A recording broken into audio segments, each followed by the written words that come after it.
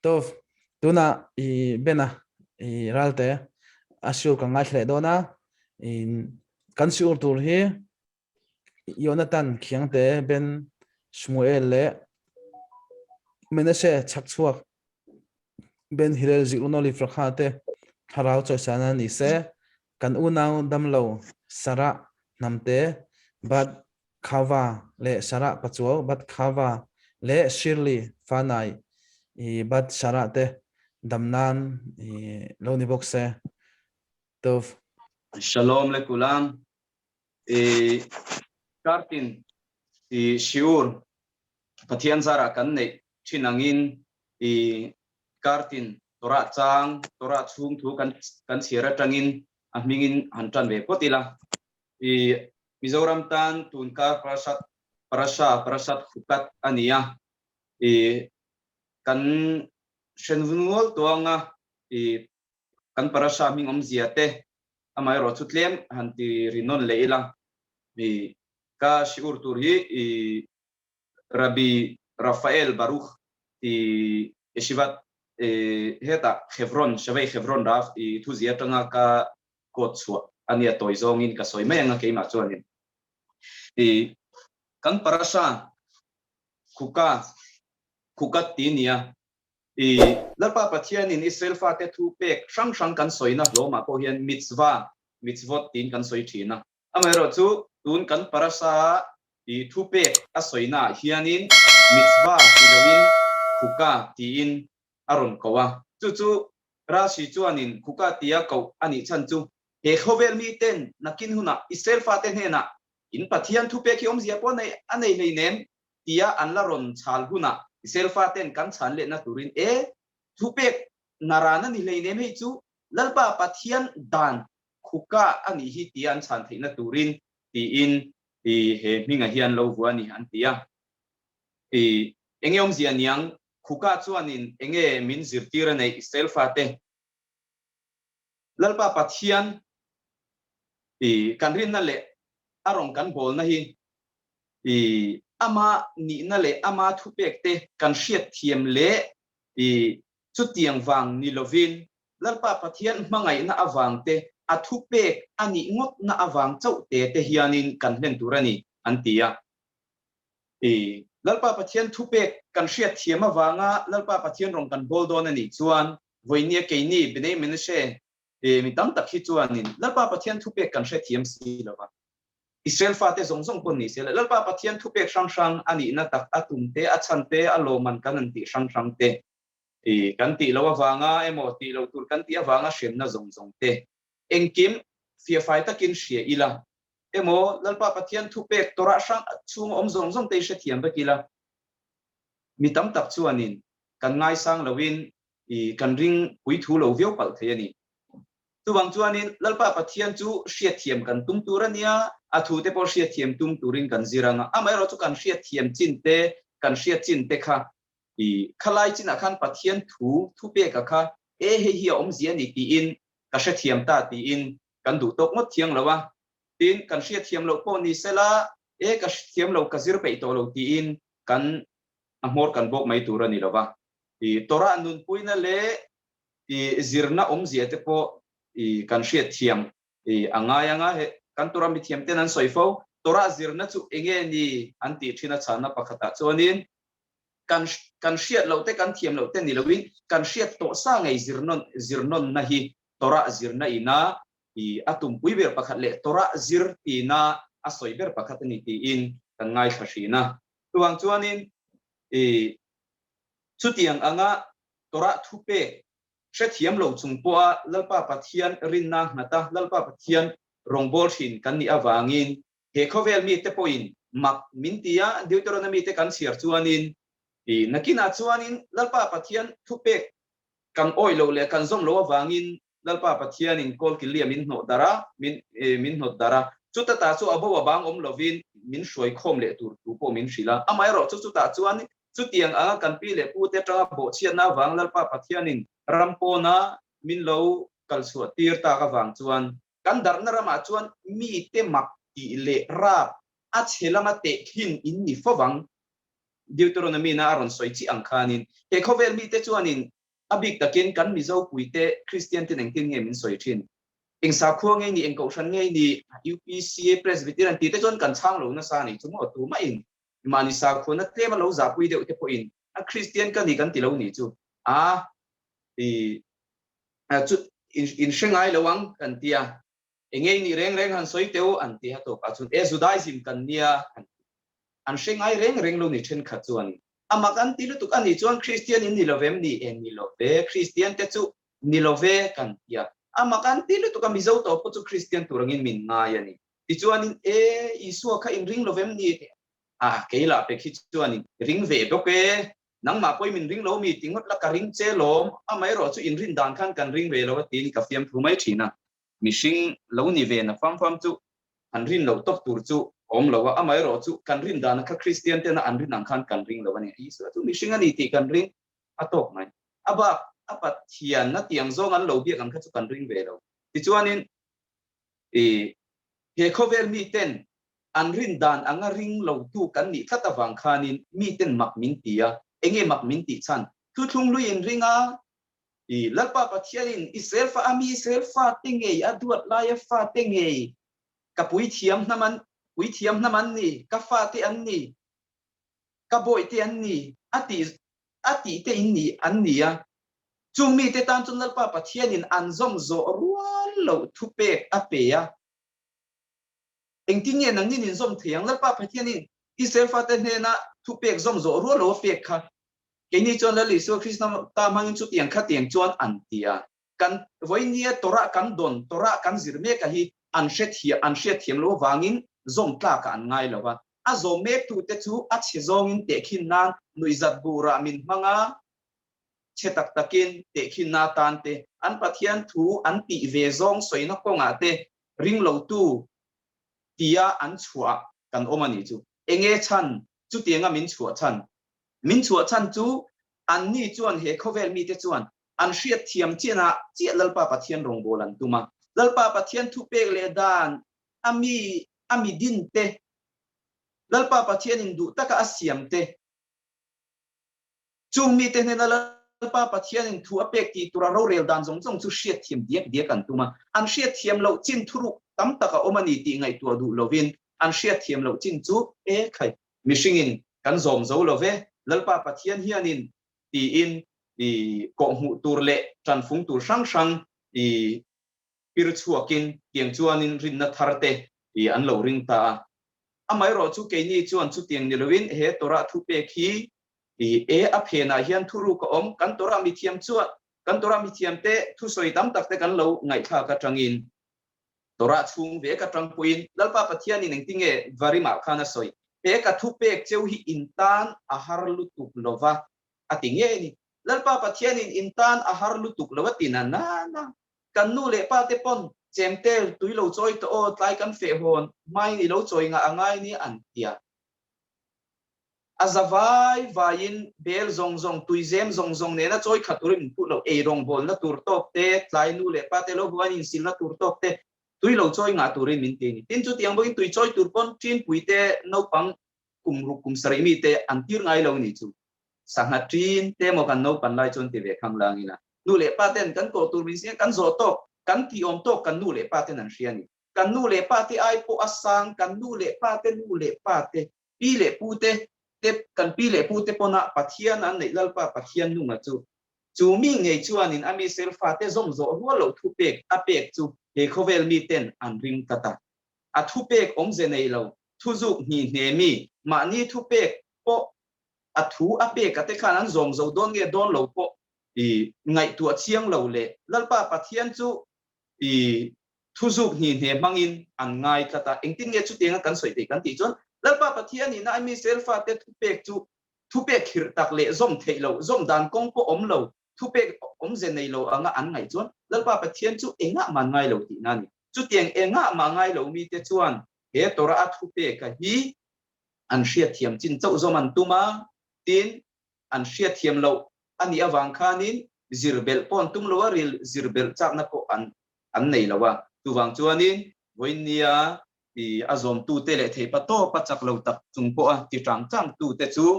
lalpa pathian ring lo mi a min chu le dai zo kani ale lama chuna noi za thak ang renga ama ero chu ta tang chon enge kan zir thei poimo em lo lang ta kan ti chuanin voinia lalpa pathian thu pek sang sang kan neya ti chuanin chung thu pek sang sang zom dan in khai diat in khai chon dan te chu kan tora mi thiam ten lo chip chuakin voinia kan do kana pe sa in alo om ta chu thanem ngai takin temin zirve bek beka kan zir chinte thiam tumin le zom tumin nun pui tumin kan be ve ngaya mi pa in zinga te filin kan ze mangaya nu in ni da dan chung chang sang sang no pangin kum tlingan lo ni atangin kum nga kum ru kum seren lo ni chawa an trong an hria thiama an trong the atangin brakha zir tirte waiting nun an lo kai chau huna ilalpa pathian thu pek zom dan kong an hria theina tan zir tir na in pek te nu le pai ni fa te thanem ngai takini zir tir turani ti thu pek zong zong te tin chu mai pia lama tora thu pek ina a huam tel em mei chia zong zong abikin nu ina thu pek an hlen tur te heta mei chia ina thu pek an hlen tur bi poimo em pathum nida chungchang khatin hun bi lo khena an hun bi chera lo khena nu painkara in lak san na hun lo khen thinang kha tin khala alo ni le ti chuanin bati chit kum niwang khale shabat nia bati chit chungchang te chungte po chu nu in an lo hlen lo ngai ta chungte chu khoya nge kan mu engtiang angin nge chung thu pek hlen lo mi te chu ashem na te anasat ashem na te enge akhamur ini ashem na te anasat kan hu chuanin heta shabat zana khan kan chiar thinanga mishnayot shabat bamed madlikina khan kan chiar thinanga meisiate an naw nei na an thithin kan tiang chi khamo tong tu chelowa an khala lak shanti an ti that lova an film khur lova nida hun bi te pa ngaya an chiar lo chuanin tin chu tiang bokin bati chit chungchang ate an film khur lo chuan chunga po chuan mi pa in ati dan tur nu e shabatalu don to naye bati chi to ro u khala kha ila sang lo nge brakha te chu tiang kha tiang chuan tin mi pa in ship tur te kong eng kima mitzvai min hual vel veka chung zong zong chu min kan ti pe lo chuanin tu te ang nge kan niang atira kan an soita he khovel mi te he tora le athu pek zong zong te mi shing ina zom zo rual ani lawa chu wang chuan afapa ti tu te rin dang nei te mo su ate te ring tu te ang kha kan ni mai do ni chu wang chuan lalpa pathian thu pek hi ke ni isel fa te zudayim sa kho bon tu te chuan kan ring het bula kan hria thiam lo aniemo ko ni sela adikani ti omzia nei a phe nain thuru ko mani ti kan ring kata kan zom pe lo le kan chak lo tumpon ka chaw hria ni amai ro chu ka thole ang tuma ila ka thole ang ti hil ru kha kan chung ri la adeve ve ni chu chumi chu ron chu le hun ne ti chung lalpa pathian rong bolin kir le hun kan lo nei nga ya tu wang chuanin chu tiang ang ni lova thu ka thu then tu mo hria thiam lo chin le halakha mitzva atam mai ram thiang din khang tur hianin rabi te po hi antima ama ani min phut sang ma mani ti te ron chuak na ti chuanin chu tiang ang zonga a thalo zonga lalpa pathian thu pek har sa ti le ma ni ngong kol ba po phur zo lo in ring kat mi chuanin atopa chuan khoya nge tong thu chelo an kalang kan ti chuan esdaim sa khuwa tangin an lo hlanga an la tel telanga tong thu chelo atopa alia te alo hlat phei chuanin zaim sa khon lo chu sang mai pal thina ni chu chung chu kan hun kalta te po khan kan thina nga chung mi te chu kan dem hau lova lalpa pathianin mishinga suang tu ana mishinga rilruwa chuan chatuana da a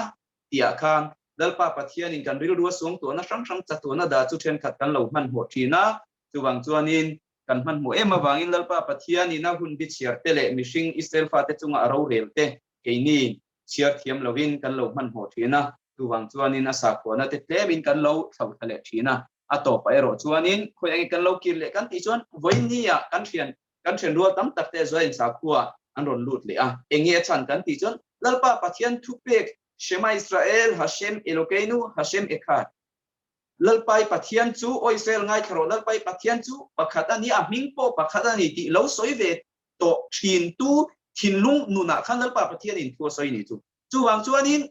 he khovel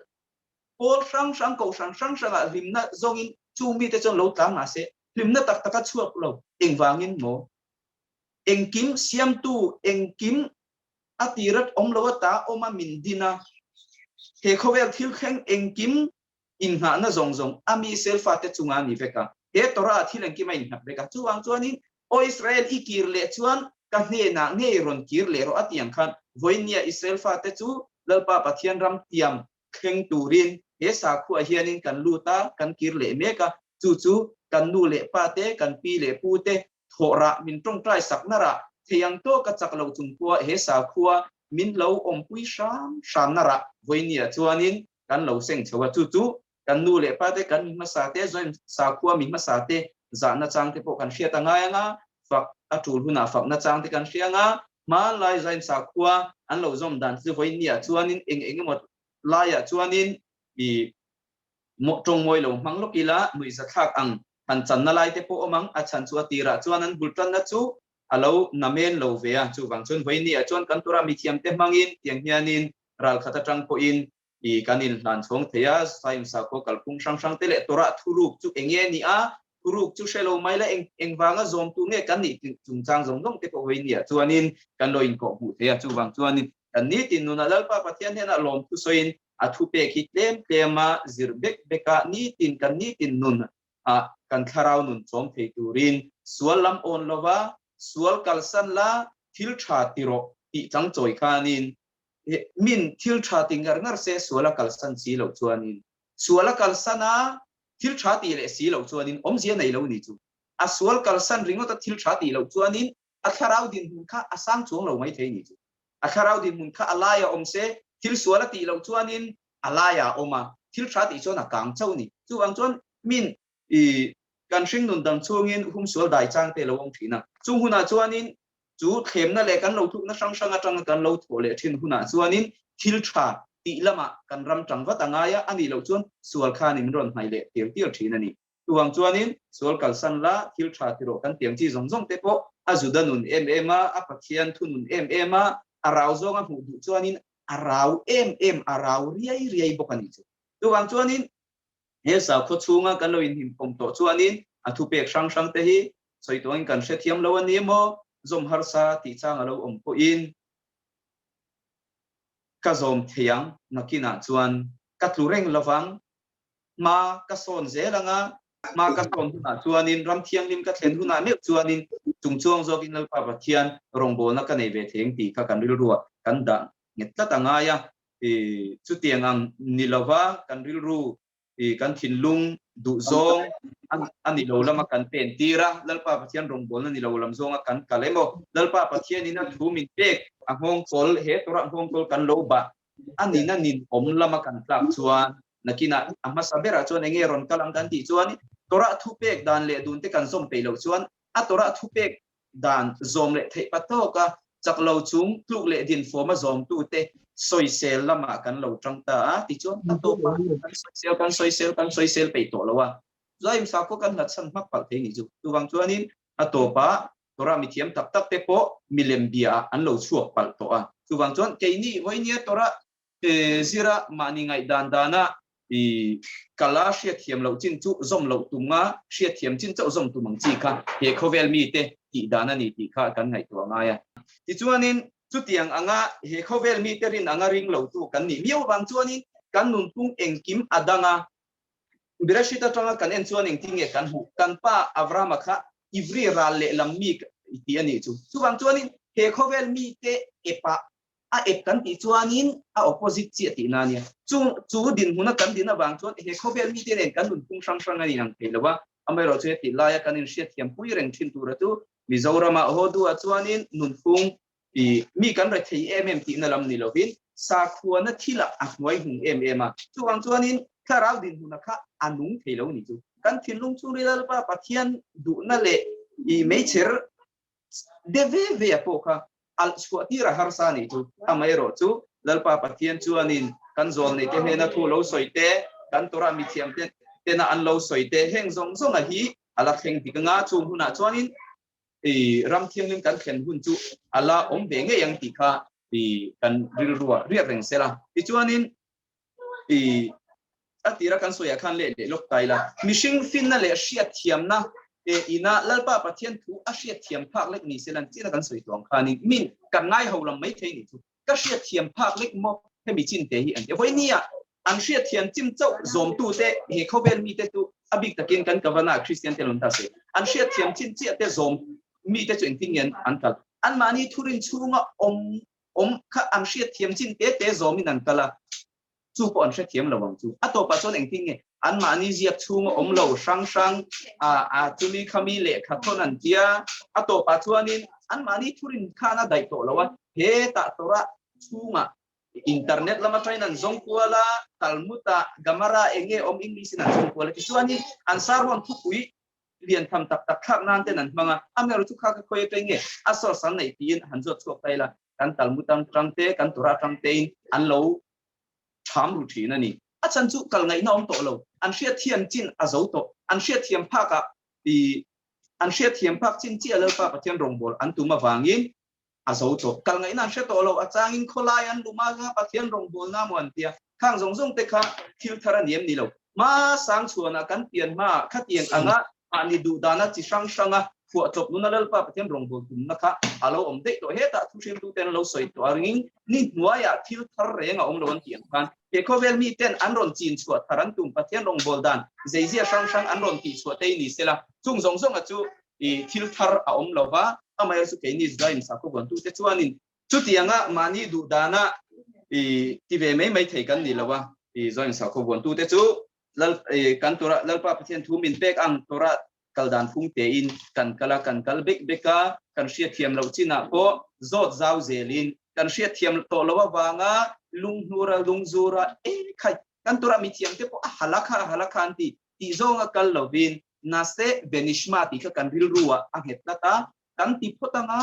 ati dan chu kan langai thanga kan la hrianga zoi oin kan kal zelang ti kha zdajim sa kho wan tu te lalpa pathian nung betu te kan kaldan phung chu ani ti kha kan hriat non letan kan parasa parasat kukat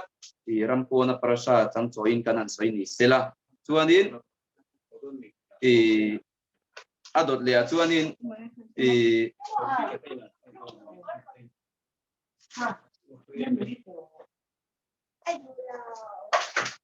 atira khanin kan ron soyang khanin ram thiang lim ali ana turata na thupoi mo kan soyang kha kan tia amai ro chu thil ro pui tak soi kan tum chuang lo practical halakha tak soi ka tum lova tu na hianin kan soi tur zo ka chu ram thiang lima kal turin enge poimo kan ti chuanin ram thiang lima po chungchuang zo ka pathian rong bol tur ani miaw wangin enge poimo kan ti chuanin kan thil zir zong zong giur ma kan thil zir zong zong kha at kan zir lai po kan atakin kan zong tur chuania kan zom zo ram thiang lim kan thlen huwa chuanin china kan han soi liam tak chi ang khani chungchuang zo ka kan hen lo ngai ta chumi ti tur chuanin tuna abul ka tran tuna kanun man le ka tranga ka thil pi engki makha ka chi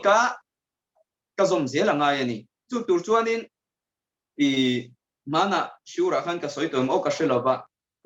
chin po khanin atir lama turon soi tu khana ron soi zoi do pu chka ka khanin interview a hianin tum kha chu kha an tilang le lok taila pe chai pakhathianin uben asheri achar hi ka bai hat theilo mizo tongin min shitte interview a atiani chu ama kha pathian tilo mi em mani chu ka shemi mi alawa amai ro chu bir kha ta sha khare te chu brakha sei te lo ni wangin mizo tongin a shedua mizo tong khanin ka le thiam mai big si lo amai ro chu eng tin tin mo khan ne chung thu omzia tang lo na ka shil mai ta chona topa chu interview tura alu don kha chon abai hat ve ta ti chuanin tui kava in thier lo ka nge ati ain thier kha en china ain thier zo khanin brakha soi chung reng lo ni chu aron zai phei nga long mai ni chu engom zia tat ka ron talan sang kan ti chuanin interview na tura tan chau ram thiang lim kal na tura tan het enge poi mo ber khatiang anga kha kan kal phung alo ni pal chuanin kan fail don ram thiang lim kan chen huna chon ataka nun ram alo ni to sia tu bang chuanin tu ma inte na a om to lova mishing inte na thil om to lova mani mi mal du dan sangin mi kan local to awangin khatiang ang mai mi kan lo ti chon interview paltlang na tan chau kan ti chuanin engti khuna nge i ro rel na i kan ma chon le don kan ti chuanin kan thi nuwa bedin shel malan tia chunglam i ro rel na i ta chuanin kan kal le don ani chu chung huna chuanin engkim thupani thei to lowanga e kan he khovel thil kan ti zong zong te ne na aro puina kan ma chon meu chuanin i adama rishon pokha azakani kha bereshit kan en khanin adama le evinan bochia a evina bochia pasala kaya akai akang kaya ichuanin enge i atopa chon ron khengta adam khongei om azakani chu dalpa pathian ro puina ne newa kan to huna chuanin kan la zak don chuwang chuanin voinie beidin interview tura kanin pu cha nai chu apoi moya a first step ara bi masaber ara ka chuan kai kan tuma amara chu mi ara ka abul than chat chu aza be zawangan lo ti thinang khan abul than chat kha kan tuma nga than thatu chu ning ti kan tiang engkim ram thiang lima ani dan turang diekin kan tiang ngai pot zial zurengin thole kata ngi har santi sadam huam pon thole kata ngi har santi dam doi ti te pon tin chu tiang bokin thil sual ti reng reng mi te point thil sual ti lo thu tan har sa chu bang chuanin central jail te po oma a he ta ngol veida khom na te po oma abi ka enkul na te po oma chu bang chuanin thok le khata ram thiang lim ka thlen huna ka zom mayang tu na chuani interview na turata na zir tur poi mo sang sang hi ka zir phot ka bai hat khotanga a ho e mei helai te chu ram pon ania chu bang chuanin ram pon online tu manan zom tak tak big chong lo khan tiang chi a khan min kan lu kan da kha te nganum kan man chon ram thiang lim kan thenganga a ho wow mai don ni chu engtin mo ho huwa wang ram thiang lim ka theng to lom ka tum pera ka da kha ka theng to lo amai ero chu chu ni lovin e ta samzia ka te po kan huanga mitin ro dal pa pathianin ala rel donani ti kan ngai tuanga yanga mishing ril ruwa chuanin chatuana da ti kha kan ril ruwa chatuan kan da ve ngai ni chu chatuan chu enge nakina olam haba hun thengin kan ngai tuanga nga he khovel thila chatuan chau ngai tu lovin chatuana chatuan thengin kan tiang khanin chatuan theng kha kan damlai hun chungin kan ngai tuanga ya kan ngai tu chuanin enge kan ngai tu then pa ku kan ti chuanin e heta e kan thi nuwa chuan chunglam ro rel na a beidina zona kanla tongdona chung zona sang sang te chu tlem hantar lang lokila kan tura mi thiam te na an lo soi thi nu huna zona kan ma chon tur te haim avadeta beyosher tienia inha thoa irin omem kan na tho chu enge ni kani tin kho sang nu na na thona karin omem dalpa pathian rongbol na thona avodat hashema karin omem khang zong zong kha nakina aro puina kan ma chon huna chuan thunglam beiding kan thlen huna chuan zona kan ton turani tin kan tura mi thiam ten an soya adot le chuan enge lawom le kan ti chuani kavata zman lilmot tora zirna hun in siam thinem ni tin tora zirnan hun thema zong atam luom lo tem lu om lo in siam thinem adot le enge haim ola deta yeladim fa inayem fanu fapa ishingem haim chipita liushwa mashiach elai kavanania nitin tlanna lo kheng turin beiseina nungin i beisei reng thingen haim pilpalta betora itora zira pilpalta kan di chuan te niang chuizuina i chik zuina inei thinem izirba e ka zir zo to tin i khup thokanga e khunge ka ding khel de tiang han ti chimo i thil zira chuizuina le e engtin nge aphena omang tia han chuizuina ka ineyem ti te chu lo le pakhat le haim evanta dvar mitoch davar i tora zirsa atang shet thiam sa tang khan e chu po chu thiang lo dangani e chu po chu thiang dangani e chu po chu huam telani han ti nang chi i tora zira tang khan adang thiam bel na shet bel na ineyem kan tiang chi zong zong kha e ta chunglam beidina zona kan lama chon le turani ante ne kan tura mi thiam ten chu tianga ni si chuan voinia ram thiang in thleng tura ali atura kan in pu cha na chu eng tiang anga in pu cha nge lo ngai ta kan dam chung hun then khat chu upa i khas ve shalom i tun voinia kum somruk som sari tingmi te chu tora chang choin i zas are bera kumza som ni po lo ni sela kan shing nun hun chan ve kan lo mang to po ni theya chuwang chuanin i voinia tangin mana tang to khan kan ti to chunia voinia enge ram thiang an khem turin kan riro kan da ngai enge kan thil zir kan ni tin nuna kan thil ti te eng tiang che kan ti nge ngai ati na china pakhat na kan soyang khanin lalpa pathian rong bol na kan rin omem interview na tur mai tan cho em ni ka ziranga al nitira dia daim ti kan zir zong zong te zing ka thoin ka stilem mo chu tiang zelin kani tin na thona kong eng kima rin om na kan ayem chu kanin zongai ni chu kan tumbera chu ram thiang lim khena lalpa pathian rong bol chung chung zo ka rong bol lo ni tang sela chu tura kan kal na kong eng kim na thok tu te min buai pui tu te animo chi sang point ni sela chung chuan enge kan rilo kan da in na thoa rin om na ne ni ti em ti kha kan rilo ari renga nga ya e mani po enge kan na tho na chu ram thiang lim khleng turin lalpa pathian rong bol na kan pa chu eng tiang angin nge kan kalpui ni tin tora zir turin huni in cmm tipo kanin cm ti te tin elai hi chu fanu fapai ne yem ti te po he te chu tlang bal tan lo ni selamo then chuan ram thiang ling kan thlen na chuan tu pui pasal kan eng te po kan ti mai te ya amero chu michwa chu arang lama hen tung hi atha chan chu nakina ka henang kan ti chuanin nakin hi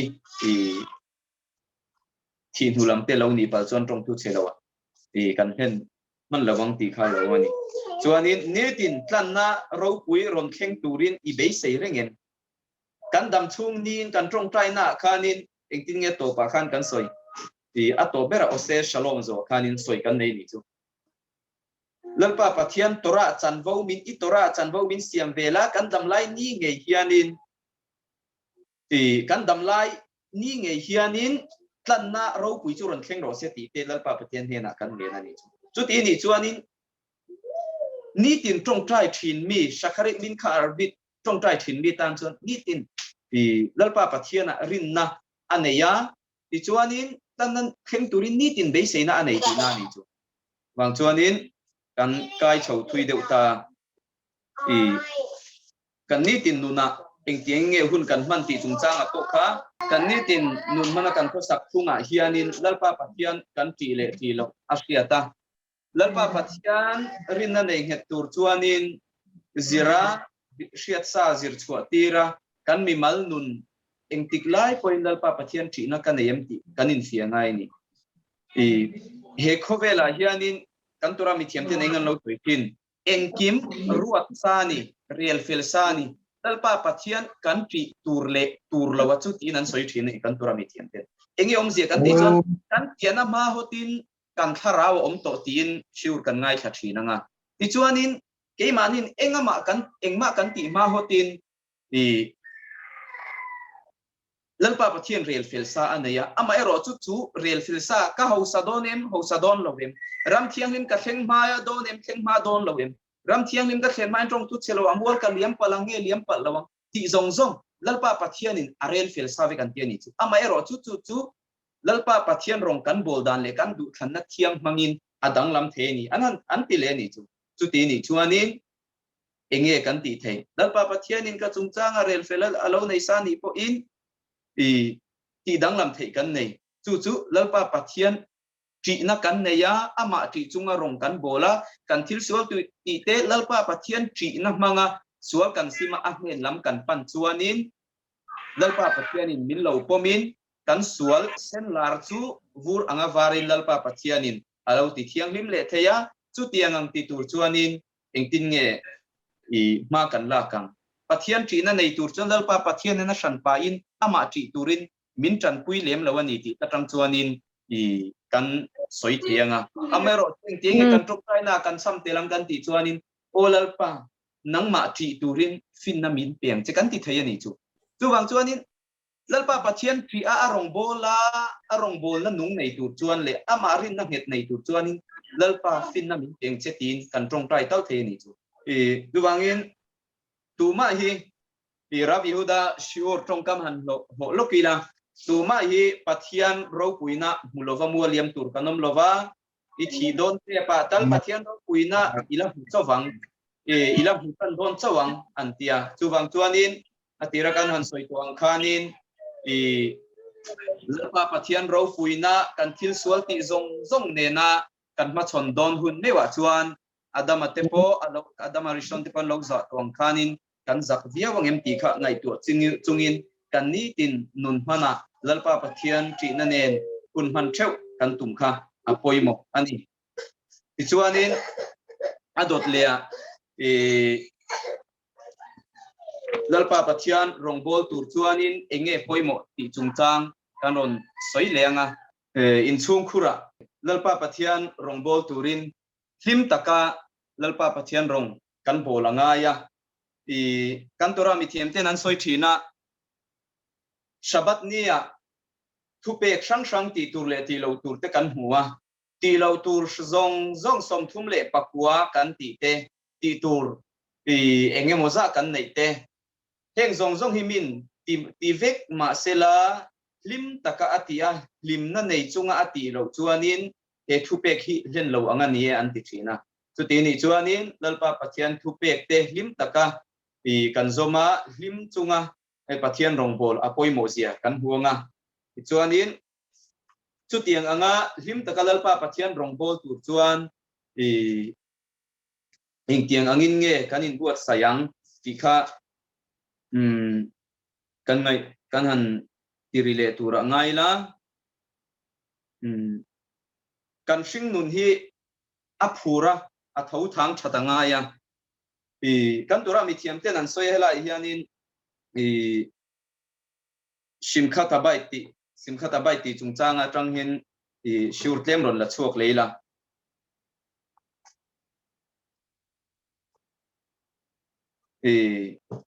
mishing chu kan fam kimem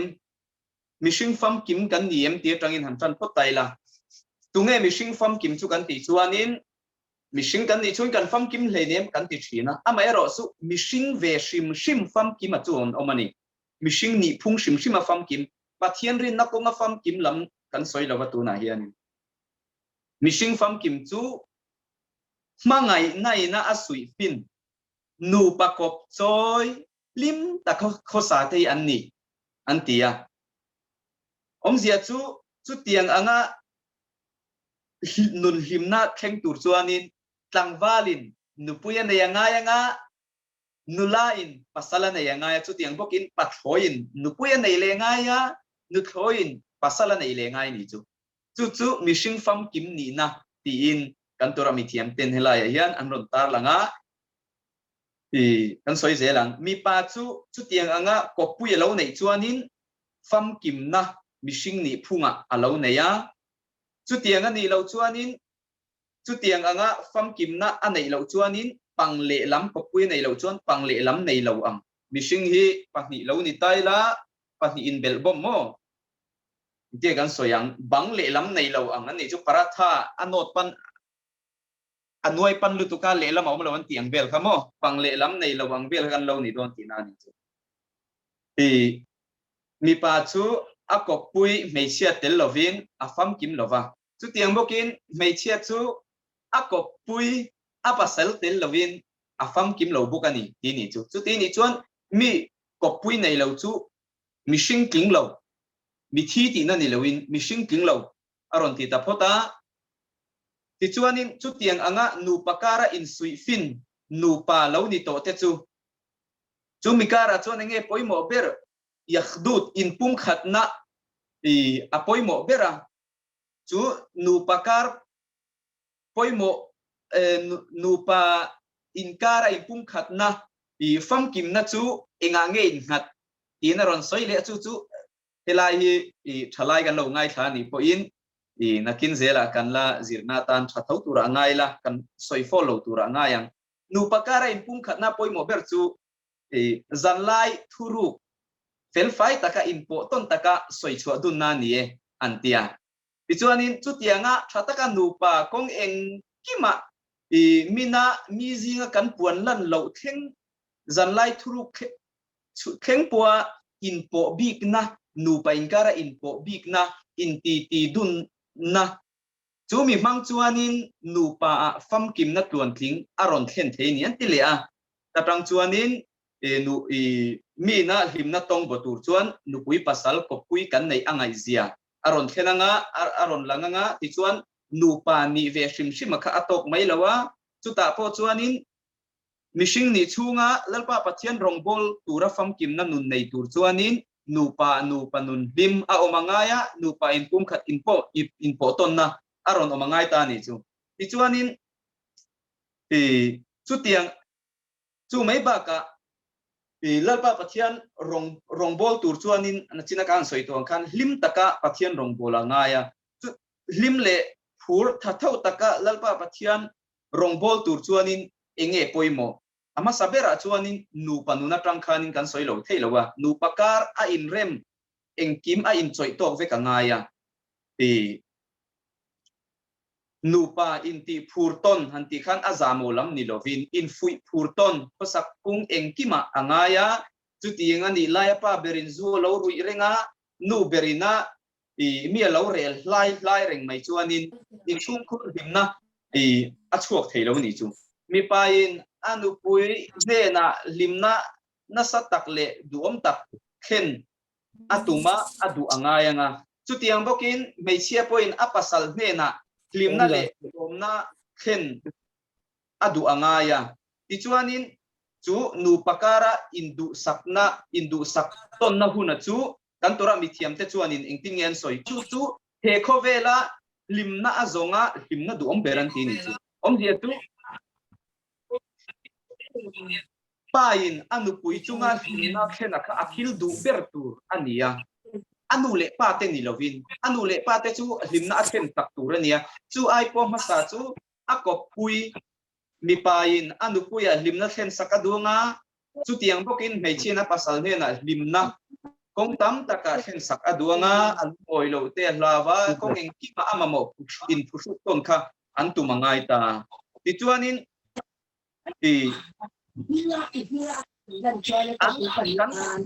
atanga limna kan pu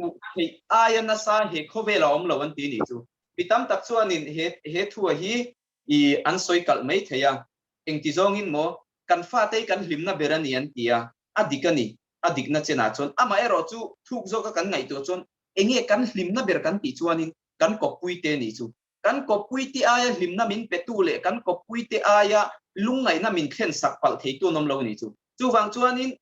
mi pain pasalin keima a limna kheng tur zong ka du ang dia ka kheng tur ka du ang chia khang ka kopui ne na a khen kha ka du sakangaya chu tiang bokin mei chia ina chunga limna le malso engkim kheng tura aduang chia khan a kopui ne a kopuya ape ka ngai ta ni chu tiang anga nupa impact to na chu alo ngai ta ti chuanin chu tiang anga nupa kan lo in siam ve shim na chu fam kim na pum hlu mala thleng lawa nupa kanin sianga kanin tuarem na hi ingtiang inge heta levitika sama pon siur kan nei to levitika bung som pakua sang som paria ta kanin nangma in mangai angin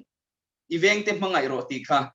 we have ta leria kha kamokha nangma in mangai angin ikopui mangai roti kha kan lak masak berdan tur chu anita na chinakan soizo to chi angkhanin ichuanin kong eng kima nupa indu sakton in lungrual in sui fin mangai na in prom nun du om tak nupakara o mangaya mania mangai na mani kanin mangai na aya net chuang lo le na sazo ma in kan kopui te kan mangai ngaya nga ama chunga limna le lom na kheng tura kadu ang chiin kopui chunga khanin engkim thil tha zong thil lim om zong kheng tur khan kadu sakna le kan mangai na ka kalanti rangai ta sumidota chuanin kan fa te alo ni le ta chu tiang anga kong engkima nupa tanga bulkan tan chuan fanau en kolna po mason na alo don ta chu tianga ni lova abultan na ber ni chi na kan han soita zong zaim sa khua te pato kan churam thiang lima kan khen theina turatan puwa kan kong zo zong a po ni sila chung ko lim a omanga yanga chung ko lim tur chona sabera nu le pa te ikanin rema kong eng kima sa khona thila in sui fin in trom nun kan na yanga ya chumi nu pa hodun mang chuan in chung kura lalpa pathian ti na mangin Judaism sa khua vo zom tu chung ko kan din anga ya ichuanin fanaw en kol na konga po ni sela kong eng kima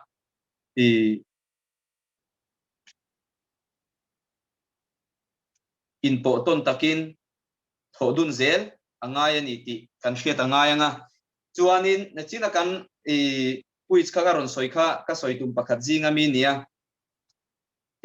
nupa thei pato pin tiang chuanin in pung khatna nun kan nei nuwa enge poimo chu ti lai renga kan ngai tu tel tu kan ti chuanin fanaw en kol na kan ngai tu angai em ema enge no panga hianin sa khona thilbi ka he khovela sa kholo mi te pon oma khelanui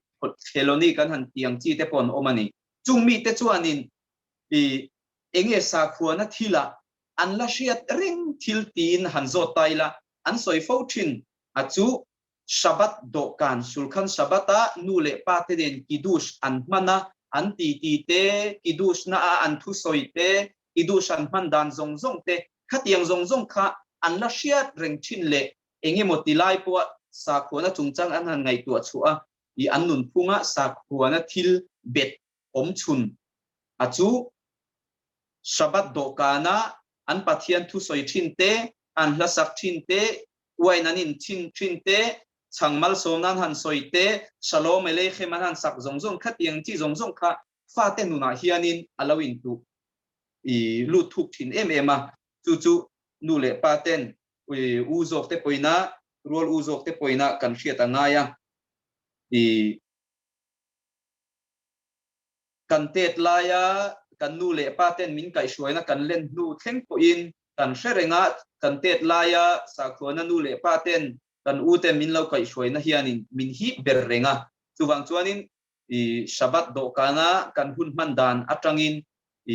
no pang kan zirtirna no pang hmalam hun ai na thuk mani ti kha kan hriat angayanga puitling tena nu le paten le puitling tena englema kan ruat lo hi no pang tan chuanin thilpoi mo lutuk le an hring nu da an chin chia reng thei thin te alo ni thina an ril ru su khe kan fa te ril ru su khe kan thi reng angayanga kan do kan shabat do kan eng tiang angin nge kan man ti nu le pa in kan suang tu kan ngai ruat kan ri ruat angayanga eng tinge shabat do kana hun kan manang ti kan ngai tu ngai ni chu keini po mizoram kanom lai khanin kan lo ti lu tuk lawa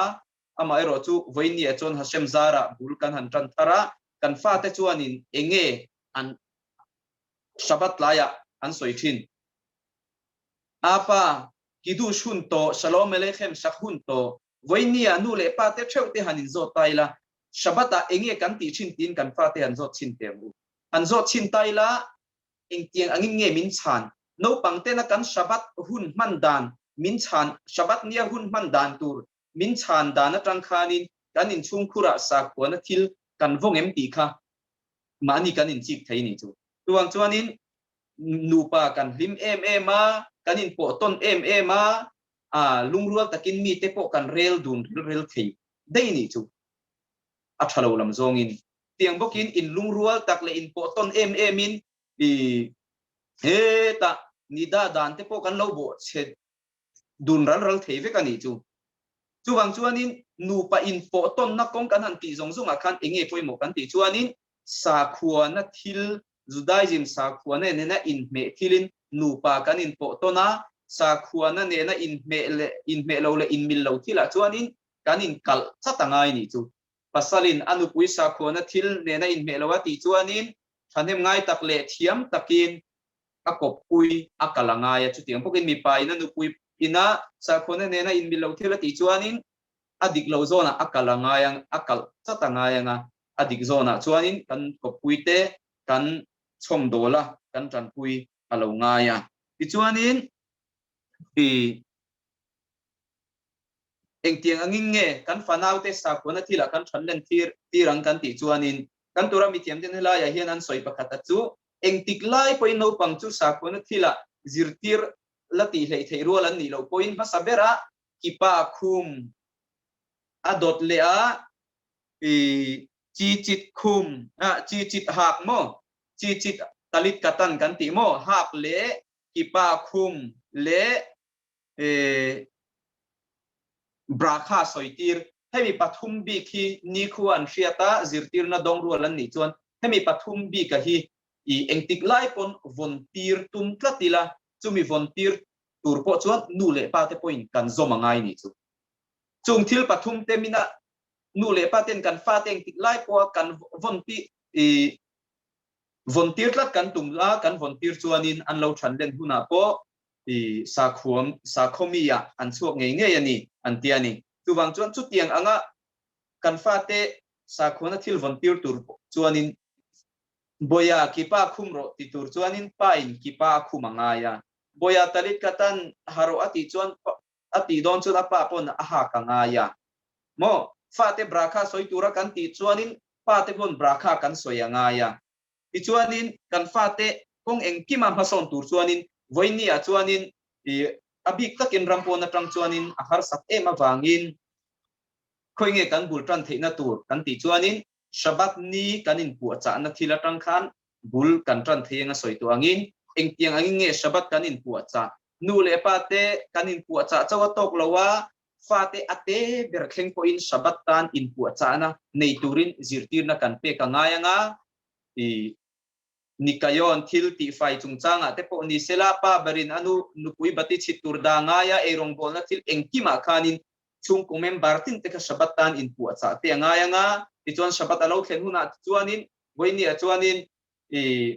shiur sang sang te po mithiam tak tak te shiur te po kan ngai tha thei to thona chungin hriat na lama te pache tak tak te po om the ani wang engtiang nge kan pa te chu tiang thila chuanin sa khona thila zirtir na kan pe kang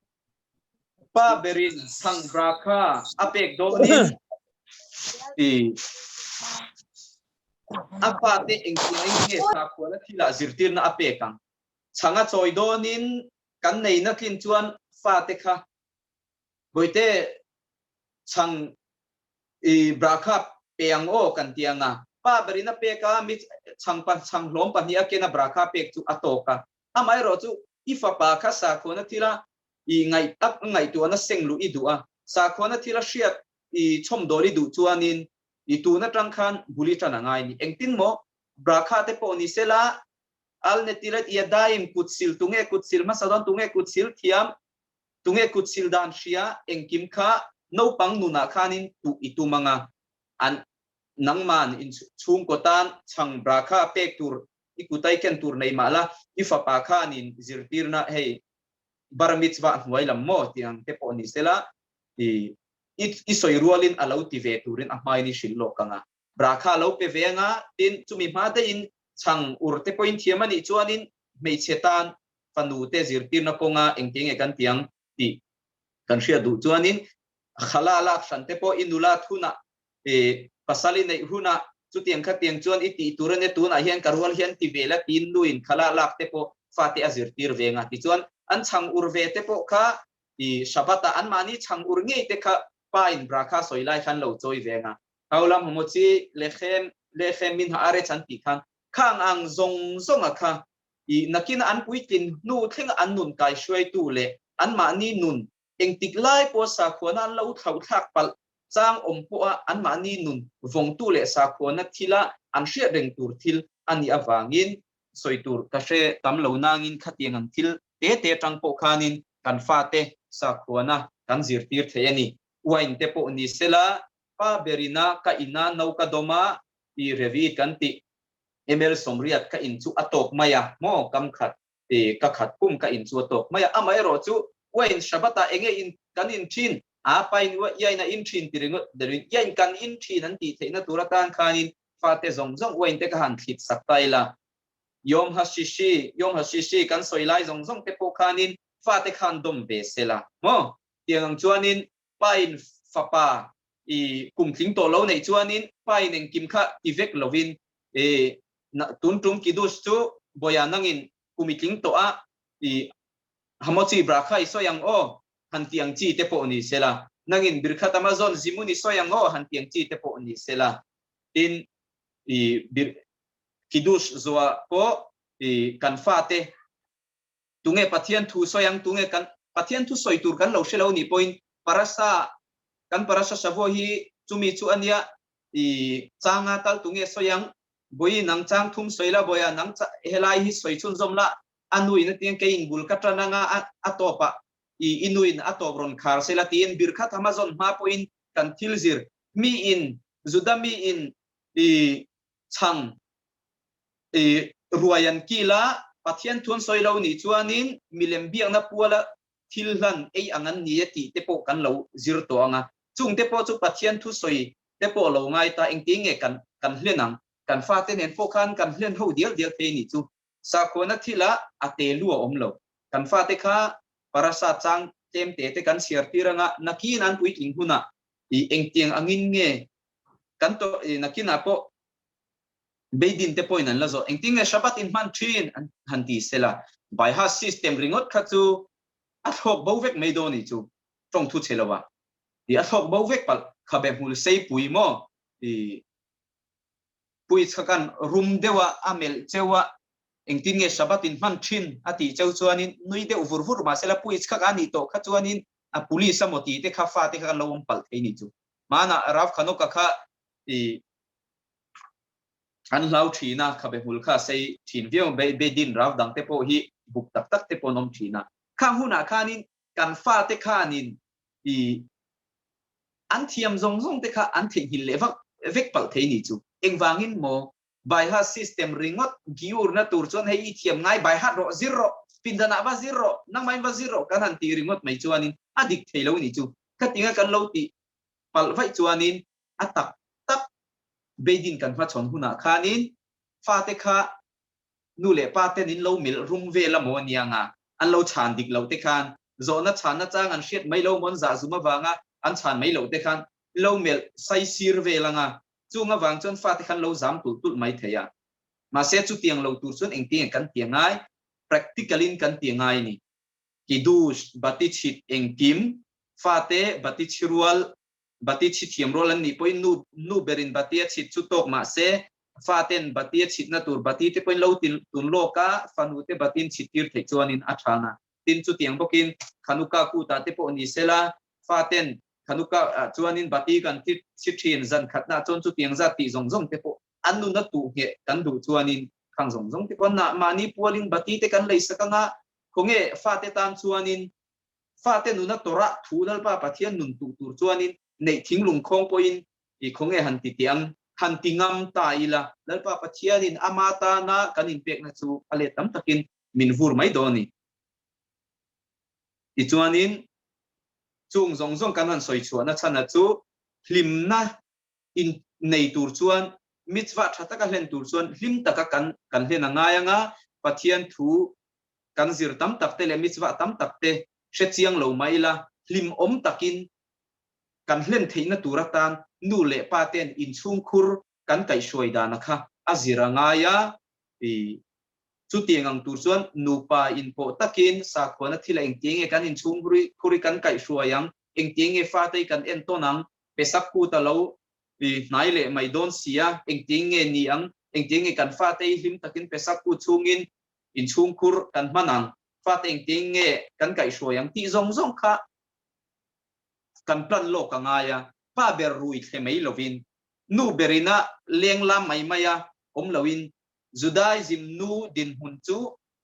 nu tap tom nun kan tiang chi kha angaya atu huna chuan kholai chu chu soilo leng tu pon engkim kan hre thiam ve kanga ama ero chu atul huna fa te na in chung kura in kom ho in kil koi ho pa po in hun ol na ya fa te nu pi fana in kil koi ho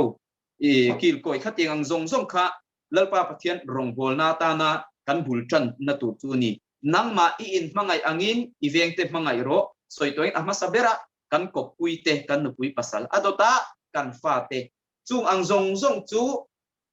ma ni mi mal thila hlim na le ka mi mal du zong gat na kha aling to lo ti na ni chu chu tianga mina hun kan man chuan lalpa pathian rong bol na a ma kan so na nga kan fa te po kan zirtir na konga kan lo kai shoi thiam lo deuh ani po in kan thil ti china kan thiam chin le kan hriat china eng tik lai po in chaplak lowa kan ti pui reng chuanin lalpa pathian malmin somanga nakin hun zela kan fa te i kan ma chuan sa khona lama min kai shoi tu te an lo ni theidon ani eng tiang eng wangin nge chaplak lo ti kha poimo mana kan shiura kanin kan soi to a arabi akiva po atorazir i